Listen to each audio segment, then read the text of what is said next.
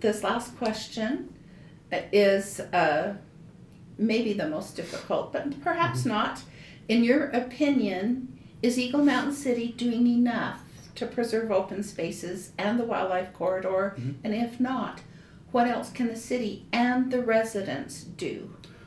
Right, and I thought about this question, and I did think it was difficult, but then I had to break it down because I think the reality is we're doing well in certain areas, but we're not doing well in other areas. So as far as some of the areas that I think that we are doing well in is we generally have buy-in. You know, most of us really want to accomplish this. That's a good thing. At least there's not a huge contingent, you know, on the city council or in elected and upper higher level staff at the city who are very much opposed to this. Everyone's generally on the same page in that regard, which I think is a good thing. Yes. Having people that just want to accomplish that is your first step. Now, what gets more difficult is the details about how far each of us is willing to go. You know, you and I have talked many times about how I'm much less likely to want to give certain things away. That doesn't mean I won't consider them, but I'm very careful about what I give away and why, because there are other consequences that come from something.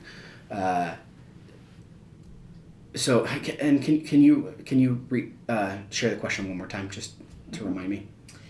Is Eagle Mountain City doing enough to preserve open spaces in the wildlife corridor? And if not, what else can the city and the residents do? Okay. So I mentioned in regard to being on board, we're doing much in that way. I think we've done quite a bit as far as policy, but we need to revisit that and get things ironed out. What we took was we took the draft, we put the draft in place and we moved forward. And now we've got to use the feedback that comes back from that, what worked, what didn't work, make the adjustments and move forward to the next iteration. So some of those things I think would be revisiting the overlay. That's absolutely important that we do that. Make sure that we iron that out. We get rid of the things that are negative in there. We add additional things that are going to be more helpful. In addition to that, I think it would also be important for us to look at how we approach the corridor in different circumstances. Right now I feel like it's a little bit overall. And what I mean by that is how we approach the corridor and acquisition and how we deal with the corridor is going to be different in different parts of the city. It's going to be different in an area that has a little bit smaller housing units than it would be in an area that has larger lots. They're going to be a very different implementation, and we need to think about how we do that and how we approach it. Iron out the procedure, the details. So if X, Y, and Z, these are the particular things we're willing to use to get to what we want to accomplish. Just lay it out. It's not that difficult to be a little bit more prescriptive. And I don't mean prescriptive to the developer or to ourselves, but just to say, here's the parameters that we're setting for this particular area to accomplish the goal. Here's the parameters we're setting for this other area. Because one of the weaknesses is if we set the parameters overall, broadly, we're going to find that we're going to reach problems when we get to a very different part of the city where we need to accomplish this. Yes, understood. Does that, hopefully that makes sense what I'm trying to say. I think that's a really important point to make.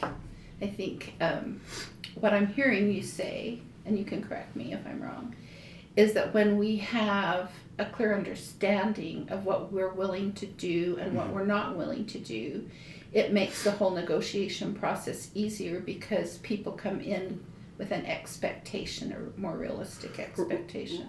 Right, absolutely. And in some of these, for example, the land developer is going to have a huge advantage in some of these things. They know their market, they know their pitfalls, they know what they can and can't do. They understand that much better than any of us do. Even those of us who have been around for a long time.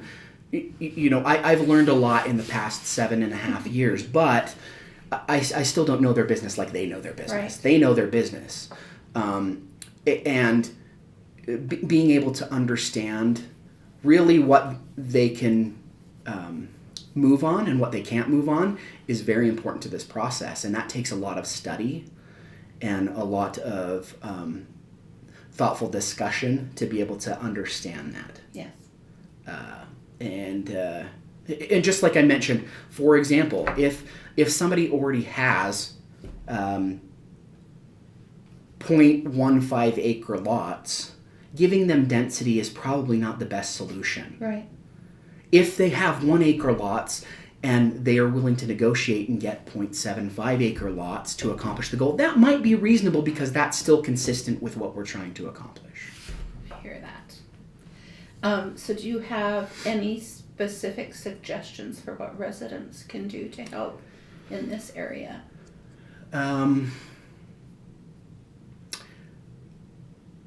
I think residents can help by helping the elected officials, helping city staff to understand what's important to them. We can't have everything. And so, for example, if you want a corridor in an area, you might have to be willing to give up your basketball courts or some Right. other amenity that you would really like. You have to understand that that's going to be something that's reasonably going to have to be given away in order to get what you want. And whether or not you're on board with that, I don't know. But you can't have your cake and eat it too. You can't get it all. Right. And that's an important part of it. You have to be able to negotiate. And I don't have any problem with anyone setting a firm line. I do that all the time. We each have our firm lines that we're going to set. But look at what you want as a resident and be willing to stand with your elected officials and with the alliance when they come up with a strategy that, even though you might not love it, it's acceptable for what you're trying to accomplish. Right. I think that I personally appreciate that. Mm-hmm. Yeah. And it can be hard. I mean, can. don't get me wrong. I know we've not always seen eye to eye on a particular way to get through, but we still understand we're trying to accomplish the same goal. I think another thing that residents can do is just pay attention in general. Not certainly for the wildlife corridor, but just paying attention in general and what is going on. You can sign up for city council agendas that come out every other week and pay attention to what's happening. And I know that it's a really steep learning curve to understand what's going on in those. You're always free to ask me. Reach out to me on social media, send me an email, or whatever you want to do.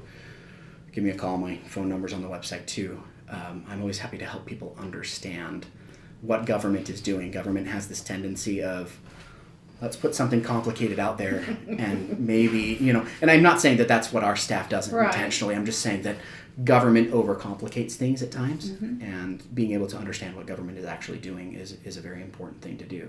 And we all have limited time, and so being able to research that and understand it and understand what's being given up and what's being accomplished through any particular decision is very important.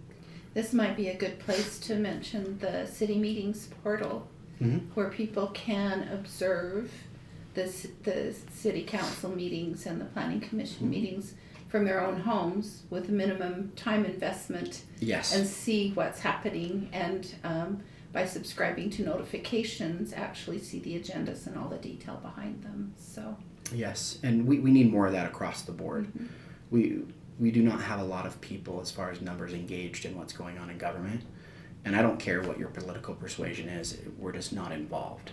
The more we can get involved, I think maybe the more that we can relate to one another, for example. yes, We spend far too much time taking a firm position on something that we don't necessarily even understand, and then fighting with people on social media about that thing. So it can be difficult, but we all need to do it, because if we don't do it, I mean, I wasn't looking to be on a city council. That's not my goal in life. I don't want to be a politician, and I imagine there's a lot of people out there that don't want to do it either. But you should do it, because those are the people we want. I want people that don't want to be career politicians to be my representatives here in Eagle Mountain. right, If you want to offer your service to people and you want to be, honest and thoughtful and stand for the things you believe in, just tell the people what you believe in. If they vote for you, they vote for you. right. If they don't, they don't. Tell them what's important to you and then serve. And then move on with your life. I think that's really good advice. I appreciate you so much, and Mhm. thanks for taking the time to come and talk with us. You've made a good contribution to the city in your time of service. Thank you.